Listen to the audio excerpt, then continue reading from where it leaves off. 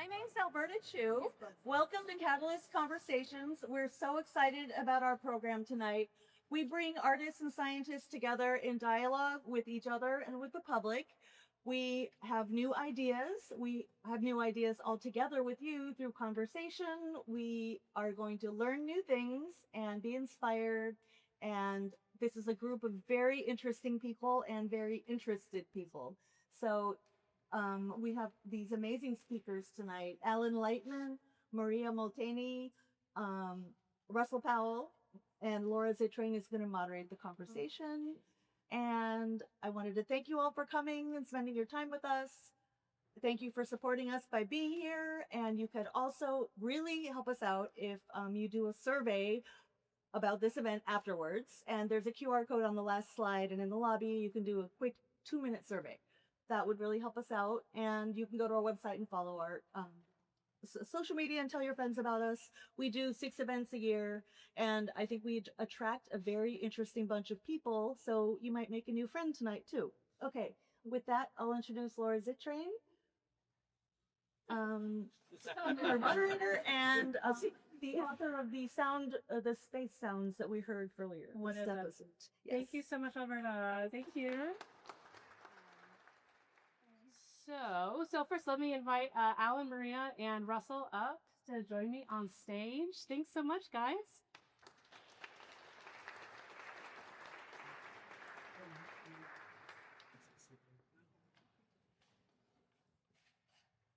Hi, I'm Laura Zitrain. I'm on the board of Catalyst Conversations. I'm also a curator and artist in Cambridge.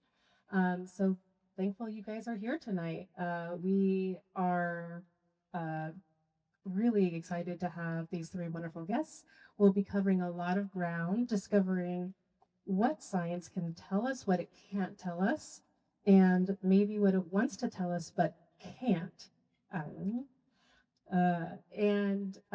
With that, I'll just let them introduce themselves by a little question that I was hoping y'all would indulge me in answering, which is, if your middle school self could see you sitting here in this chapel tonight, looking at your career, with a 13-year-old Alan has said, yes, that tracks, that's exactly what I would be doing based on where I am now in 7th grade.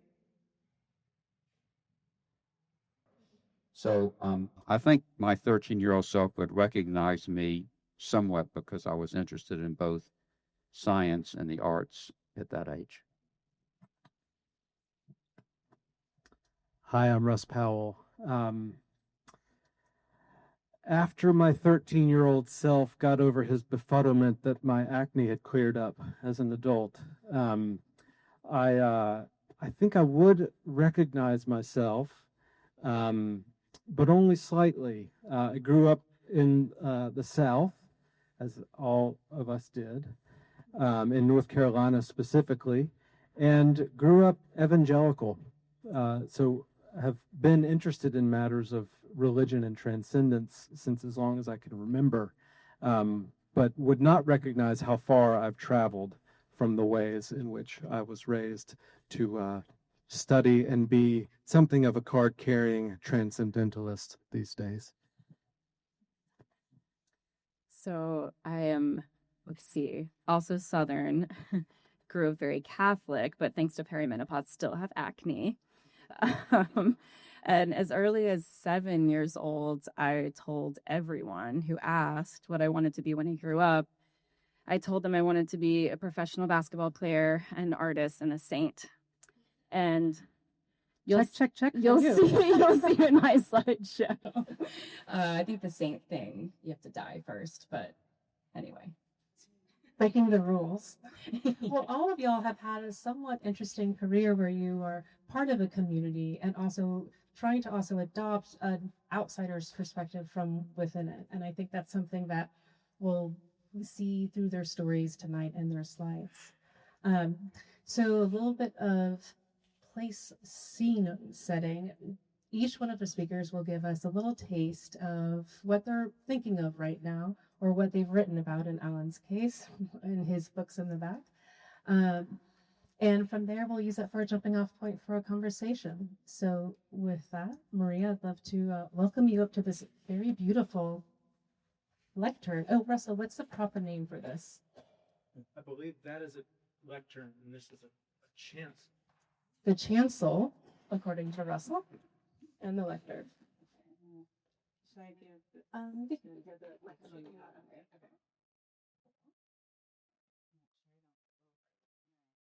So yeah, my name is Maria Molteni. I typically give like 30 to 45-minute artist lectures. So I'm going to do my best to kind of give an overview of my work. It'll be kind of casual, and I'll just tell you some general themes. I work in a lot of different ways, a lot of different media. My background is in painting, printmaking, art education, dance, and athletics mostly. That's most of my formal training. I went to Boston University for undergrad, but I do performance art and make films. I do a lot of writing and kind of DIY publication, site-specific public artwork. Kind of anything I can get my hands on. I love learning new media. So, but I also do a lot of research.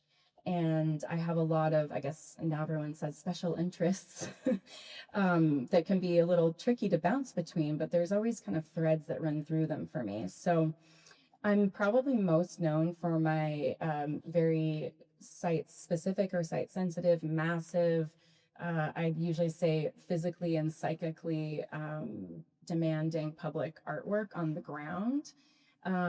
This is an example of one of them. Let's see. Oh, we're going to show the film on that later. But it actually all started with a basketball court, like kind of public art movement that I kind of laid the foundations for that became a national and even international public art movement. I call mine cosmic courts. Like I said, I played basketball competitively, or I wanted to be a professional basketball player. I played basketball competitively for 10 years, a lot of other sports in Tennessee where, women's basketball is huge. And started this collective in 2010 called the NCAA, which of course stands for the New Craft Artists in Action. And we made handmade basketball nets and did all kinds of different sort of queer and feminist interventions into under-maintained spaces. And we talk a lot about the liberation of recreation and participation over spectatorship. I'm not super into corporate athletic culture. I'm very into like playing in public space. And I would say that embodied mysticism and play are huge threads that run through a lot of my work. So these are basketball courts that I hand painted with a brush that was about 2 to 4 inches large, and a team of friends, usually queer, trans, femme, people who maybe haven't had as much opportunity and much of the spotlight with public mural work. We paint them together. I call them altars to the sky. I call them horizontal monuments. The courts I call horizontal monuments. I started calling some of the other groundworks anti-monuments, where bodies can move across the space and the narrative can change and it's relational and it's not about putting some big stone figure on a pedestal. A lot of these have secret hidden messages in them. Some of them reflect real-time astronomical and astrological activity. It's one of the reasons I call them altars to the sky. When this movement really took off and a lot of other artists started making this kind of work, there's some complications to that, but it really gave me the liberty to just start making them super weird and very special and very site specific. So I've done 7 total, all in Massachusetts. The ones here are in Fall River and the other one is in New Bedford, Courting the Sky. And this one was the original Cosmic Court. This one is in downtown Boston in Fort Point. This one is called a Seabird and is dedicated actually to the little Our Lady of Good Voyage Catholic church that was torn down in my neighborhood.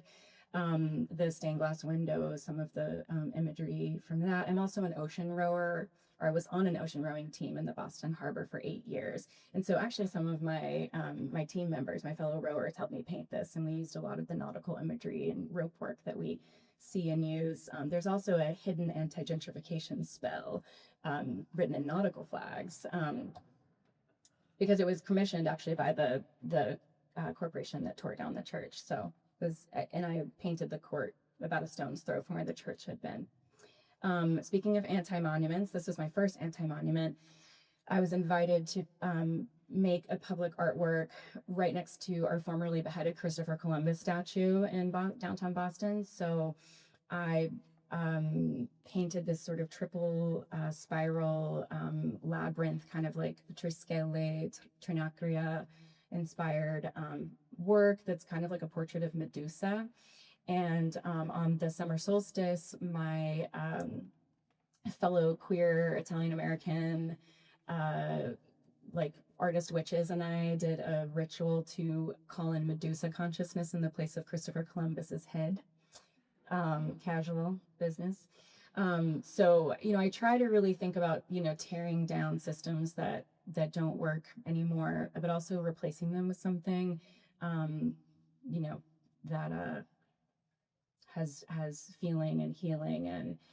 And there's a zine about this where my fellow collaborators and I all wrote essays about like what it means to be Italian American and sort of address our own ancestors on these issues, and think about what our ancestors went through and respect that, and also ask our ancestors to respect what people are going through today who, immigrate or try to immigrate or try to stay in the United States. So this one has a lot of layers to it, but if you want to read more about it, there's a zine back there.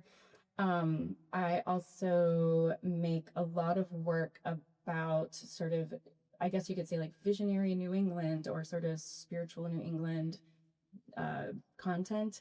This is this piece is about the Bauhaus. It's called Bauhaus, and it's kind of about American spiritualism and the Bauhaus movement. And obviously the spiritualist movement falls under occult interest, but the Bauhaus, the origins of the Bauhaus had a lot of sort of like occult studies woven into it, literally woven. The imagery or the posters here recreate a weaving from a couple of the Bauhauser women that are often overlooked. So this project calls a lot of kind of overlooked spirits from each movement who are like marginalized for whatever reason, being queer or trans or women, etc. I've been researching the Shakers for the last 20 years, basically, since visiting Sabbath Day Lake, where they were free of the Shakers live in Maine. Studying them, researching them is almost like, feels like a little bit of a chilly term, actually, for how I work with the Shakers, but I do everything from work in their archives and read and write about them, and I have done like little residencies or research stints at most of the Shaker villages on the East Coast. But I also kind of specialize in the Shaker era of manifestations, which was a very small period of Shaker history where the kind of like spirit communication and there was a kind of overwhelming amount of spirit communication that Shakers were receiving. And then for that reason, also an incredible amount of creative output that was unprecedented for the Shakers, particularly visual. Well, they don't really consider it art, but visual output. So this is an installation I did at Hancock Shaker Village. Some of it's actually still up, but I've been kind of slowly taking it down. I think they're going to leave the windows up, but this is called All Around the Room. And in this piece, I bring to life one of the first encounters that was recorded from the era of manifestations. A young girl named Anne Mariah Goff who fell into trance and was taken to the city of Paradise, and toured the city of Paradise and went in all of these buildings. And so I kind of recreate parts of her vision through my installation. I shot a film at Fruitlands Museum, which is close to the former Harvard and Shirley Shaker villages, called Sacred Sheets, where we recreate one of my favorite Shaker gift drawings, the Sacred Sheets. I'm very interested in the cosmos, stars, mythology. This piece is about Seven Sisters mythologies. Any kind of Seven Sisters mythology, I'm all over it. Very into the Pleiades, etc. This is a commission I did in San Luis Obispo, California. They have a sort of range of land formations that they call the Seven Sisters that were formed by a process of subduction. So my piece is called Celestial Subduction, Seven Sisters, Celestial Subduction. And then I ended up taking myself on a solo pilgrimage to the seven Black Madonnas of Campania. I do a lot of pilgrimages, and I have a lot of like Marian interest in mysteries of the Rosary, Marian magic. I've been doing a lot of work about the Rosary as kind of like an orbital practice of prayer, and also kind of like a handheld practice of prayer that really echoes a lot of what happens in space or the cosmos. Oftentimes I'm trying to also kind of liberate Marian entities and like send them back to the stars if they so want to go. You can look at my stuff. I'm probably like at my time now, but you can look at my stuff on the back table. I'm a tarot reader and printed my own cards that have a lot of imagery in them that relates to comets and brooms and Italian astronomy and astrology. I do a lot of like reclaiming of kind of like Italian magic and mysticism and sort of syncretic Catholic themes, including recently making these handmade rosaries from mud that I cooked down. So yeah, and then you can see all my stuff at the back. Infinite Goddess is kind of like my little brand or whatever, and Goddess is kind of like, you have God, Goddess, Goddex, God, etc. So it's like the gender expansive divine. And you can support me if you like, because I need support. Thank you. Thanks, Mia. And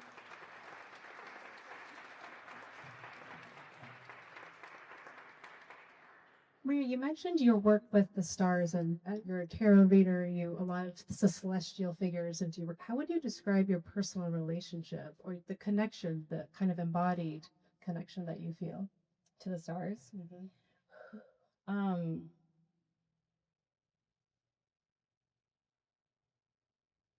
Well, a lot of my artwork, a lot of the titles of my work, it's like something antiphony, like Venusian antiphony, Vesuvian antiphony, et cetera, et cetera. And antiphony is a musical term. I don't have a music background, but it's for like call and response. And I think a lot about prayer and making artwork as being kind of about call and response, between the stars of the cosmos. And it's basically another way of saying as above, so below. That's just everything. Like the sound piece you're playing, I totally resonate with that, because it's like I am the cosmos. All of the things that are inside of me are out there as well. And I think that's just always resonated. And some of it you can talk about, and some of it you can't even talk about. You just like you're a star person or whatever. You feel drawn. Yeah. I could go on, but I'll probably say too much. Thank you so much, Maria. Yeah. Well, speaking of stars, I know, Alan, one of your books is about the stars, and also the deep connection that you feel to nature, too. So I'd like to invite you to speak next, if you'd like.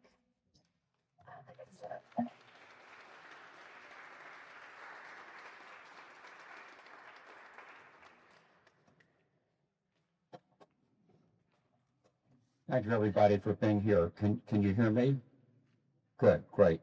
Well, I'm going to be a little briefer than Priya, and I'm not showing any slides. So I think that I was invited to be here because of a book titled The Transcendent Brain, Spirituality in the Age of Science.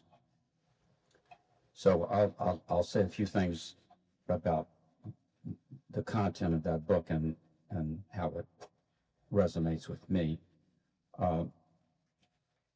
I called myself a spiritual materialist, and I'm a materialist because I believe that the world is made out of atoms and molecules and nothing more. So that's sort of the view of scientists, most scientists.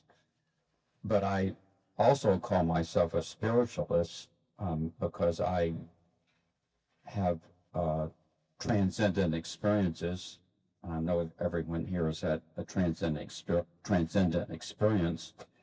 And by that I mean a feeling of connection to something larger than yourself. The appreciation of beauty, the communion with non-human animals. So those are some of the experiences that we all have that I associate with spirituality. And I don't think that view of spirituality is at all at odds with a scientific worldview. I think that view of spirituality is completely compatible with a scientific view in which everything is made out of material atoms and molecules and follows certain laws. And I'm sure that there are a number of people in this room right here who don't agree with that, but that's good to have differences of opinion. So I'll describe one experience that I had that illustrates my view of spirituality. It is an experience that is described in the book. It also is an experience that was shown in a PBS series that I was involved with a few years ago. So in the summer, I live on an island in Maine, and it's a small island, and there are only a few families on the island, and there are no boats, there are no ferries or bridges to the island. So everyone on the island has their own boat, and each of us has our own dock. And I was coming back to my home on the island one night, very late at night.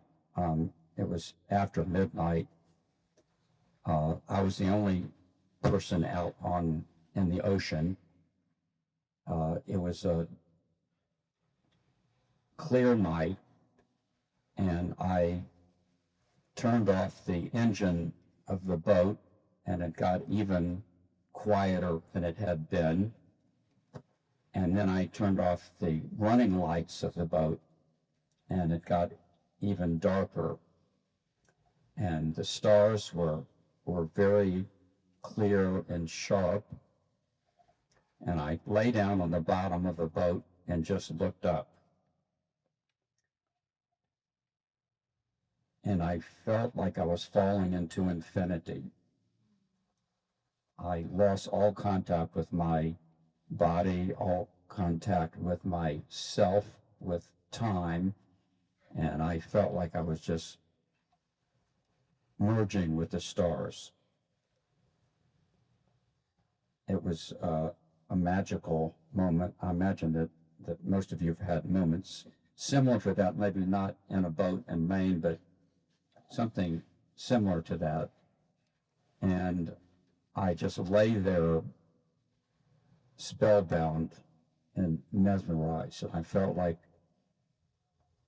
that all of the time of the past billions of years and all of the future billions of years were compressed to a point. And I don't know how long I lay there because I wasn't aware of time. But after a while, I sat up and turned the engine of the boat back on and motored over to my home. So that's an example of, I call that a transcendent experience. And that's a good example of my concept of spirituality. But I am a scientist. I've been a scientist most of my life, and I continue to hold a scientific view of the world in which I think everything is material, but I also am open to experiences like that. So I call myself a spiritual materialist. So I'll stop there. Well, I'm not going to let you off the hook so easily with that amazing story. It really was a kind of a mic drop moment. In your description of laying underneath the stars, in your spiritual materialist understanding, is that the atoms in your body were having an experience, or the emergent phenomenon of consciousness that are the atoms? How do you see the interplay between? How do I interpret that? Yeah. Well, our brains are incredibly fascinating and complicated objects.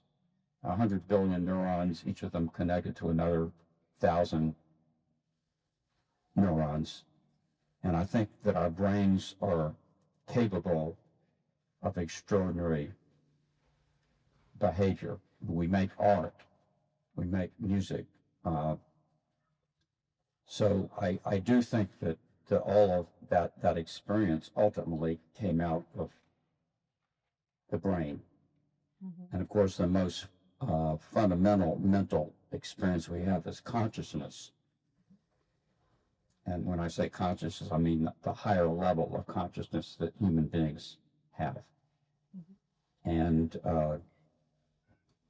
a materialist like me believes that consciousness is ultimately rooted in the material neurons of the brain, but even neuroscientists still don't understand how this extraordinary experience that we have, that we call consciousness, the feeling of being separate from the world around us, the feeling of having an ego, the ability to plan for the future, all of the things that we associate with consciousness, we still don't know how that arises from the material brain, but we do think that it's anchored in the material brain.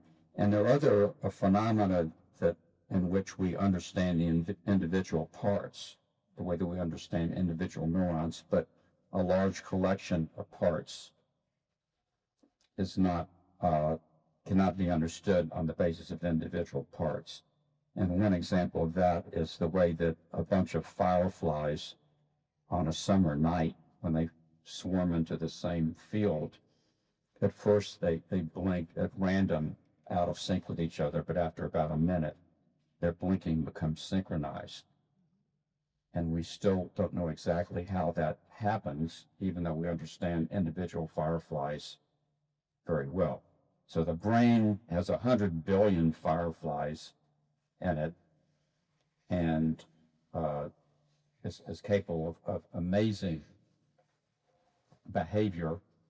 And I believe that my transcendent experience, as magical as it was, and as inspirational as it was, is ultimately rooted in the material brain. And that doesn't, for me, that doesn't take away one iota from the magic of the experience, knowing that it probably has a material explanation. Thank you, Alan.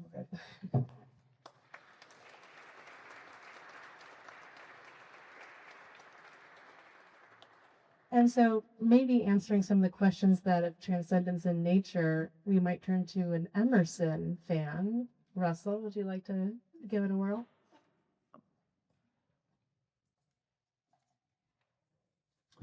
So thanks very much for the opportunity to address you all tonight. My name is Russ Powell, and I'm really honored to be here on this program, Catalyst Conversations. I am neither a scientist nor an artist, but I do think I study tradition and transcendentalism that I'm going to say a few things about. That I think does a pretty good job of bringing the fields of science and art together. So I'm a research associate at the Harvard Divinity School's Center for the Study of World Religions, where, as I've said, I lead research on transcendentalism as a sort of living intellectual tradition. So I want to talk a little bit about that tradition, especially how I take it to be alive to our considerations of transcendence today. So what is transcendentalism? Now, the transcendentalists don't seem to have been very concerned with branding. given the complicated name under which their movement came to be known. Their name was also based on something of a philosophical mistake, which I'll say more about in a moment. But for starters, the thing to know about this movement is that at bottom, Transcendentalism emerged in the mid-19th century as a particularly compelling, particularly influential, and particularly American response to the modern crisis of authority. So the Transcendentalists' insistence of the authority specifically of individual conscience and the individual's direct experience was a kind of rebellion, primarily against New England's religious establishment in the form of the Unitarian Church. But it more generally sought answers to the larger question of how modern people might believe and act in the absence of external guarantees, whether religious, scientific, political, or otherwise. Now, the transcendentalist that's perhaps best known today is Henry David Thoreau, author of Walden, which was published in 1854. It's about the 2 years that Thoreau spent living deliberately on the shores of Walden Pond in Concord, Massachusetts, this place where transcendentalism came to sort of consider its home base. At Walden Pond, Thoreau enacted the project that Ralph Waldo Emerson, pictured here, initiated in his 1836 book, Nature, which functioned as a kind of clarion call for American intellectual independence. Our age, Emerson wrote in his book's first lines, is retrospective. It writes biographies, histories, and criticism. The foregoing generations beheld God and nature face to face, we through their eyes. Why should not we also enjoy an original relation to the universe? Now, Emerson's argument for what such an original relation might look like is complex and took many turns across his career as America's first great public intellectual. You can find a version of it in his essay, Self-Reliance. But what the original relation to which Emerson called us boils down to is the idea that each individual should trust the authority of their experience above inherited traditions, above the doxa of old world religious and political institutions, and above the duties of secondhand belief. My research and writing focus on American environmental consciousness as it resulted, at least in part, from the transcendentalist tradition. Given that Emerson's book Nature served as a sort of manifesto for that movement in its early days, and that Thoreau's book Walden centers on the moral and spiritual imperatives that tend to find us when we flee to the woods, it's probably not much of a stretch to think of transcendentalism as exerting a kind of influence over what eventually became American environmental thought. So we find that influence in the wilderness advocacy of John Muir, who founded the Sierra Club, or in the moral clarity of someone like Rachel Carson, who called popular attention to the pernicious effects of chemicals in agriculture. You might be familiar with her book, Silent Spring. And in the calls of ecological conscience, writers like Tara Tempest Williams make today for contemporary readers. The effects of transcendentalism on the American mind are myriad in how we reason in relation to the more than human world. But what exactly is transcendental in transcendentalism? This can be a little unclear. To claim to be transcendent assumes an object that one is transcending, right? In truth, the name transcendentalism is somewhat of a misnomer. What transcendentalists like Emerson thought they were inheriting in the mid-19th century from Immanuel Kant, namely, and other 18th century thinkers, was a means of transcending thought itself. Kant provided nothing of the sort, actually. Kant, in fact, thought to restrain the sort of philosophical speculation to which the transcendentalists misinterpreted his work, in which that misinterpretation gave such license. The only thing Kant acknowledged to be transcendental, in fact, was the human subject's capacity to unite sense data into an intelligible whole, thus transcending, through the powers of thought, the particular contents of experience that reach our minds, right? Yet for all that could be said about Transcendentalism's misinterpretations of the traditions of philosophy that it inherited, its distinct evasion of those traditions in pursuit of new ways of knowing that helped give rise to alternative modes of thought and action that have emanated from Transcendentalism across multiple fields of understanding and practice. So Margaret Fuller and Sophia Ripley, for instance, challenged hierarchies of social order based on distinctions drawn primarily by sex and gender. Their Transcendentalism sought to transcend patriarchy, say.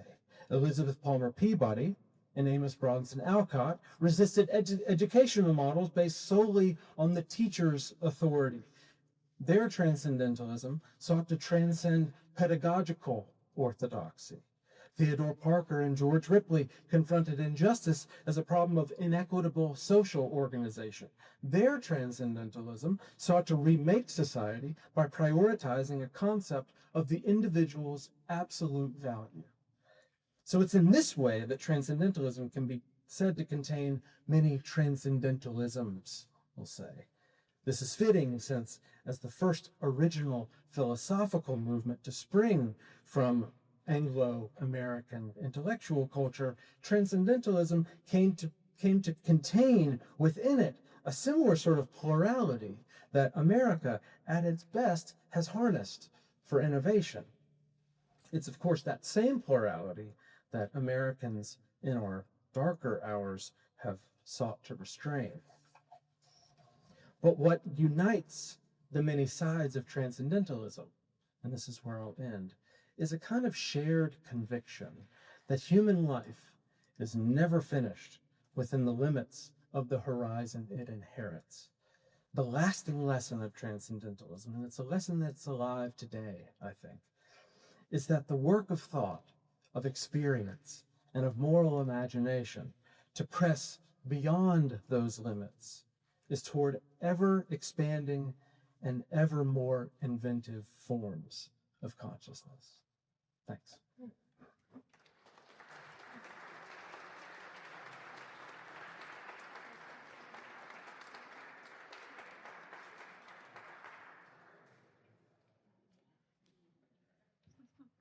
Thank you. Alan, I saw you nodding along to a big part of that, and specifically in the many transcendentalisms within transcendentalism. That is a mouthful. And curious if you'd like to share what you were thinking on that. Well, I was very interested, Russell, in the many different kinds of transcendentalisms within the movement called Transcendentalism. And so I was trying to think about what I was transcending when I was lying in the boat looking up at the stars. And I think I was transcending the self. I was transcending myself because it was an ego-free experience, which is the essence of what I felt. So would that fit into one of the many different kinds of transcendentalism that you talked about, transcending the self?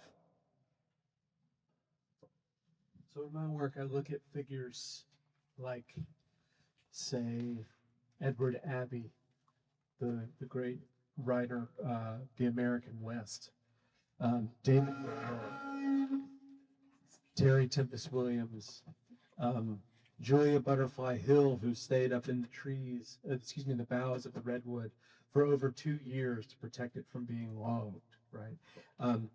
It's from the tradition of transcendentalism, I think, that these American thinkers have this sort of robust and sublime relationship to the more than human world that moves us beyond our, as you described, sort of ego selves. Now, you and I were talking about Emerson's book of Nature, and it was all I was thinking about as you were describing your own experience. If you're familiar with it at all, Emerson describes an experience of transcendental transformation. He says, walking in puddles under a snow-covered sky at twilight through a bare New England common, he says, not unlike what many of us walk by on our way here tonight. He said, I transformed into a transcendent eyeball. It's this experience where he says, the being of the universal currents passed through me.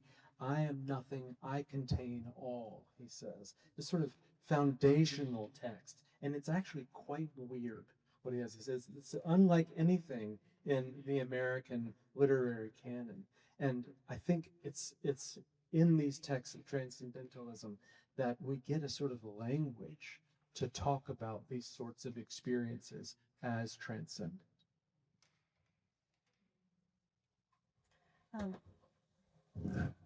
We're trying another microphone out. People in the back. Maria, I'm curious if that, when you're on the basketball court, also, and I think Alan also mentioned the other forms of transcendence, it doesn't have to be necessarily a beautiful moment in nature, but it might be in a creative act or in the laboratory or on the basketball court. And it's so interesting that you've called those the horizontal monuments. Yes, almost like basketball is an act of prayer. And I'm curious if you could talk about transcendence and its relationship to prayer, which can be a loaded word, but maybe it doesn't have to be. Yeah, totally. I mean, for me, like, I loved your question about childhood because I think when we're searching for truth, it's really important to go back to the very first truths that we knew before we even had like evidence of other truth, or, we're starting to be told how to collect evidence of truth and measure it. And I mean, I've been like basically praying the rosary and playing basketball, since I was not out of the womb, but almost.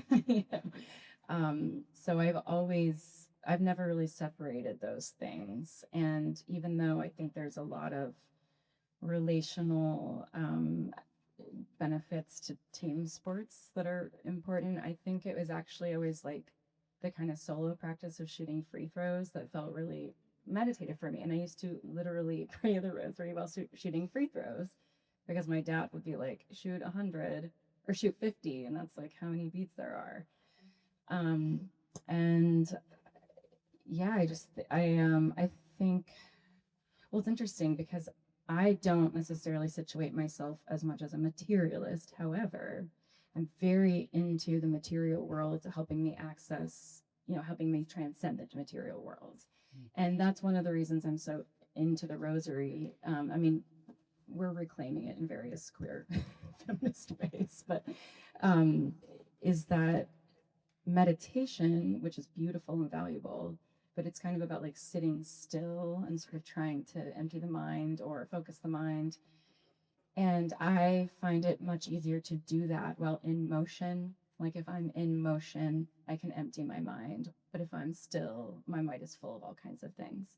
So yeah, I think that the material world helps us transcend the material world in that way. Thank you. I'm going to now attempt to do an audience Q&A with our very special AV system tonight. So if anyone has a question, you can go ahead and raise your, okay, and I will. Yes, I used that one. And then this is a cute little one for you, Ellen. Thank you.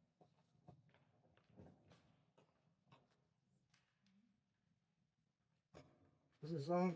Yes. Okay. My question is specifically to Alan, and it has two parts, and the first part is going to have a very short answer.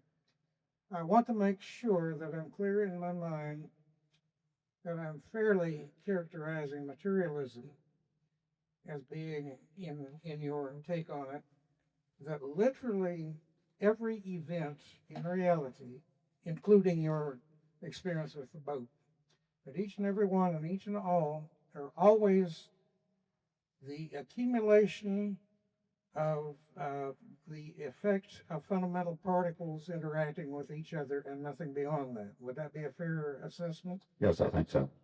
Okay, the second part of the question then is, now I think of that in terms of upward causation, the behavior of the whole as the cumulative effect of the some of the action parts. Given that, what I wonder is what your reaction or your comment is to the notion of downward causation, or the influence of the whole on the behavior of the parts because they're part of it. And the specific example that I have in mind is the idea that Jung and Wolfgang Pauli came up with, which was the essentially acausal synchronicity, which is a downward causation. Is that totally absurd, or is there something reasonable about that? Seems like a very simple one, Alan. Well, I sort of blanch at the word acausal because part of my view of materialism, and I think the scientific worldview, is that everything that happens has a preceding cause. So the word acausal sort of jolts me a little bit.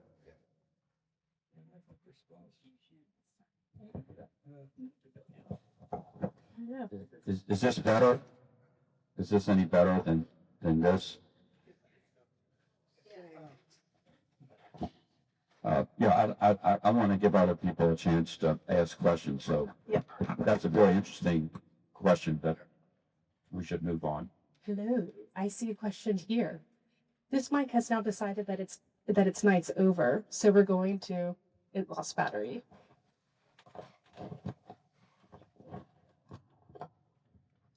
Do you think transcendence transcendence is a uniquely human experience, and if so, why? Was this for all of us, or for? I guess it's more directed to you, but it could be. Okay. I do think it's a uniquely human experience, but that's not to say that the difference between human beings necessarily invokes a difference in value. Okay, so I don't want to suggest any sort of anthropocentric worldview by suggesting the idea that human beings are somehow different. Now, I think that the experiences of transcendence, I'm thinking about Atman's experience on the boat, and as I heard him talk, I understood that to be the sort of ecstatic experience, as we would understand it in religious studies, ecstasis, a sort of standing apart from oneself. Almost as if the self is a circle and you're standing outside of that circle. Now, as I understand the human mind to work, consciousness functions at the level of a kind of linguistic reflection. We use concepts to plot ourselves within our consciousness, right? I think this is something that people like Thoreau and Emerson themselves believe. I think human beings, I think what differentiates us is our deployment of such concepts. While I'm sitting here, I'm thinking, I'm sitting in a chair, I'm speaking into a microphone, I'm talking to you. All these words that I'm using to plot myself within the experience of my own consciousness. If transcendence, as Alan was describing it, is a kind of experience where we stand outside of that capacity, you must have that capacity to step outside of it. That's how I understand the experience of transcendence that we've been talking about so far today. And without that sort of capacity, I don't know if it's possible to have that sort of experience. That said, I'm not a cat. I'm not a non-human animal. So am I going to go very far in making the claim that I am? not having had that experience, especially studying what I do, which absolutely prioritizes the authority of personal experience, no, I am not. So that's my answer, but it's a sort of measured answer. If it one day achieves true consciousness, do you think AI could also achieve transcendence? I have a quick answer on all three of you on that, actually. I didn't hear the last part of the question. If it could gain, Oh, yes. If AI is conscious, well, that's a great question. Of course, everybody's talking about whether AI will become conscious.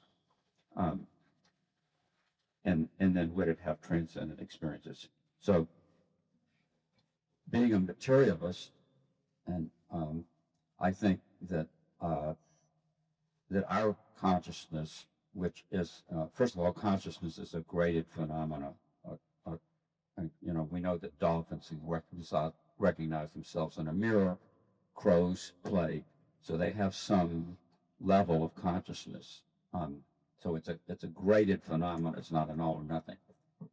So as a materialist, I believe that all mental phenomena, including the supreme mental phenomena of consciousness, is rooted in the material brain. And so there are a bunch of neurons, and they have connections to other neurons.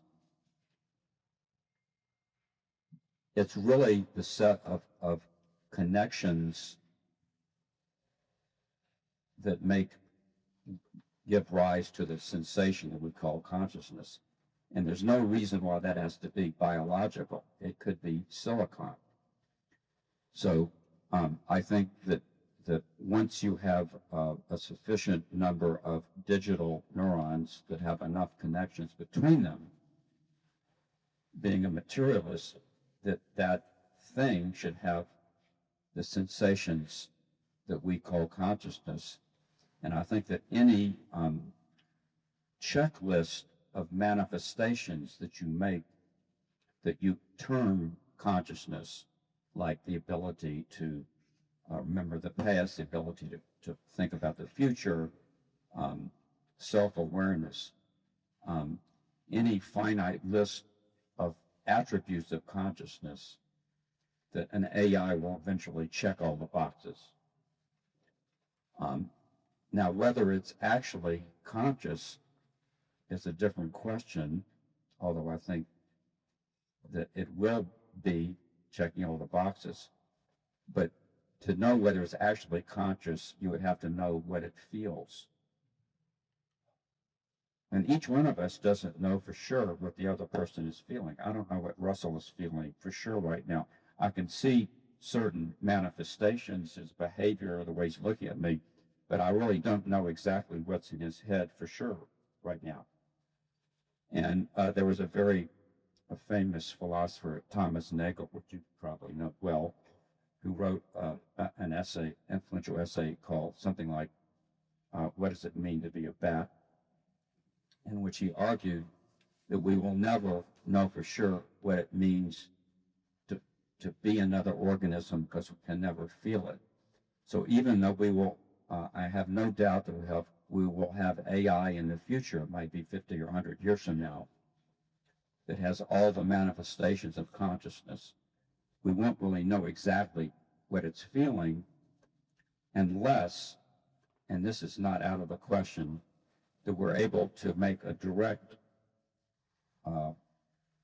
hookup between our brains and the digital neurons of the computer.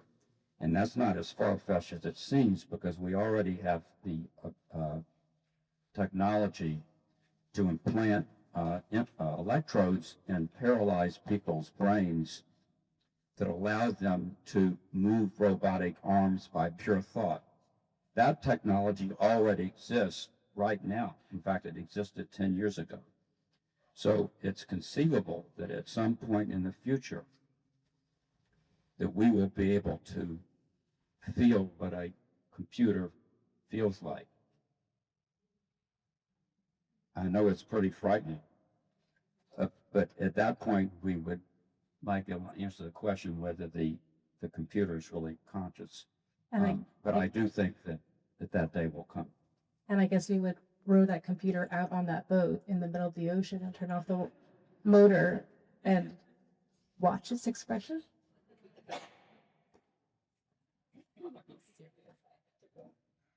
I don't have a whole lot to say about AI. I'm sorry. I think it just gets like way too much airtime, and I don't know about the future, maybe 100 years if we keep using AI. I think AI is like the opposite of life. So I don't know whether or not it could have consciousness. I don't know if we know what consciousness is. I don't have a whole lot more to say. I'm sorry. Well, I think we have time for one last question. I know it's right here. New batteries, hooray! Exciting. I feel like we focused on naming. What is this? What is that? Definitions. I'm interested more in narrative. Russell, you talked about plotting based on language and how we can move beyond what we think. All of you work beautifully with narrative, if it's a fiction book or just the way you were speaking earlier, Russell or Maria, your work. So I'm interested in us taking ourselves just a step aside from the definitional to the process of how does narrative carry you in your work forward with this understanding of what's transcendent?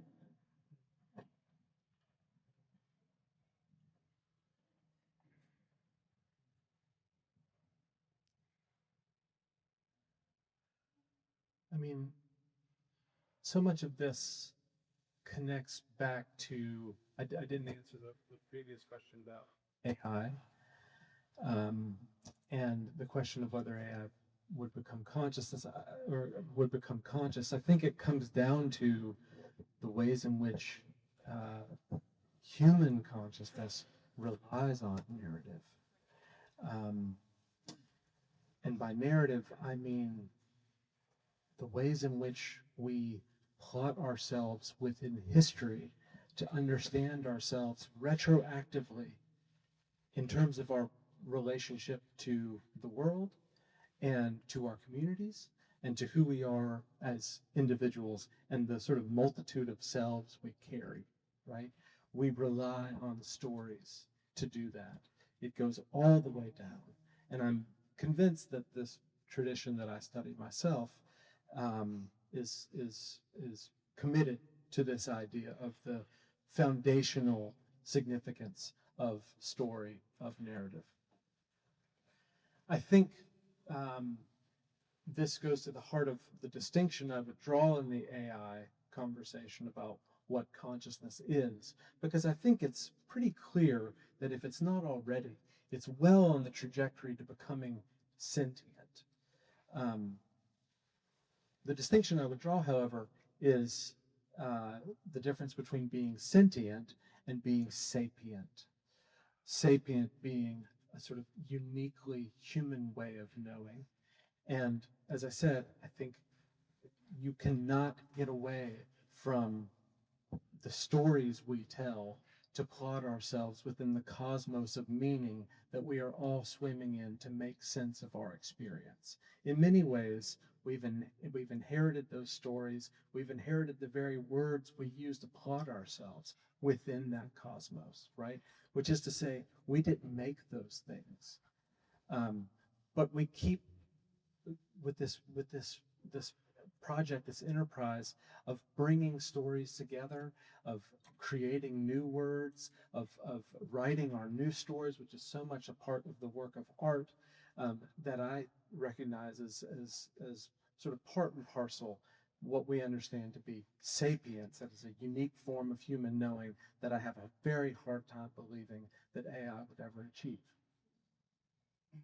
I would like to make one comment to that, and it's something that I think I and probably many people here would like to hope that there's something uniquely human that a computer is never going to have. That's what I hope. But let me speak to this storytelling. A lot of our stories are in the novels that we've written. That's what I would claim. And an AI could read all of those novels. And if you say, well, an AI doesn't experience human emotion, well, to the extent to which human emotion is expressed in Dostoevsky or Calvino or any of your great novelists, an AI could read all of those novels and have all of that in its data bank. Now, I don't like thinking of that. I don't like that. But I think that that could happen. And so then, to the extent that human storytelling is represented in the novels that we've written, an AI could absorb all of that. Now, you can say, well, can it have new experiences? But we already have the technology to make AI able to process images, hear sounds, and reinterpret sounds. So you mentioned sentience. We're certainly going to have AI that's sentient. We already have that. So I like to think as a Homo sapiens that there are qualities of human existence that an AI will never have. But I don't know that for sure. I don't remember what I was even thinking about. I mean, stories are so important that I don't even know how to talk about them because they're just so we take them for granted because they're just so important to life, and so important to passing information. And I guess I was thinking a bit about even human DNA is like a story that is information that's passed. And I mean, I don't even know enough about AI to know if you could make certain analogies about that, but it's hard for me to believe that even some of the ways we think about epigenetics or our connection to ancestors, and I believe we have connection to blood ancestors and non-blood ancestors. Yeah, there are stories that aren't even told out loud that are still stories that we're learning from.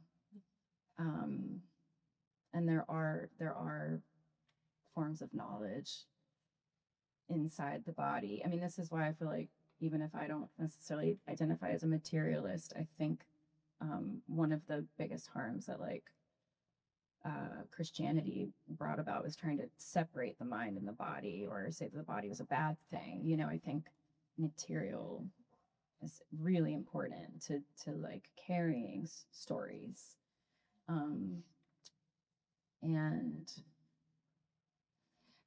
But then I think, okay, but then when I think about AI and everything, it's whose stories obviously become very important, because what books are AI reading? What is the dominant culture teaching AI? What is the culture that this AI thing is born out of, and how quickly does it just replicate white supremacy? We make little advancements in our culture, and then we invent some technology that just learns from the worst of our race, or the worst of our, in my opinion. And then what is it learning? There are just so many kinds of stories told in so many kinds of ways. And if we don't start listening to the important stories, and also listening to our bodies and our quiet information, we always probe things. But if we could listen to things, whatever, I think that we would remember a lot of stories that were forgotten too. There are lessons we've already learned. I mean, I promised myself I was going to say this just because it's a silly, it's a controversial thing to say. But I sometimes joke that science is just witchcraft rebranded, which I don't think it's just that. But there are a lot of things that people already knew. And I think it is important to ask why. Science and the scientific method is obsessed with why. But there are things that work. And sometimes the asking why and the probing at them breaks them.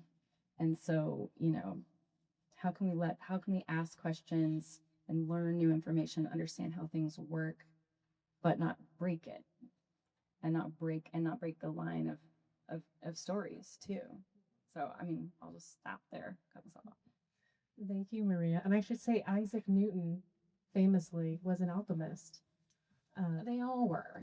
Yeah. Sorry, they were all alchemists, and Yeah. at some point. Well, I love ending on the question of looking for the meaning, looking for the narrative as you translate from the material into the immaterial using the rosaries or different objects to channel the immaterial.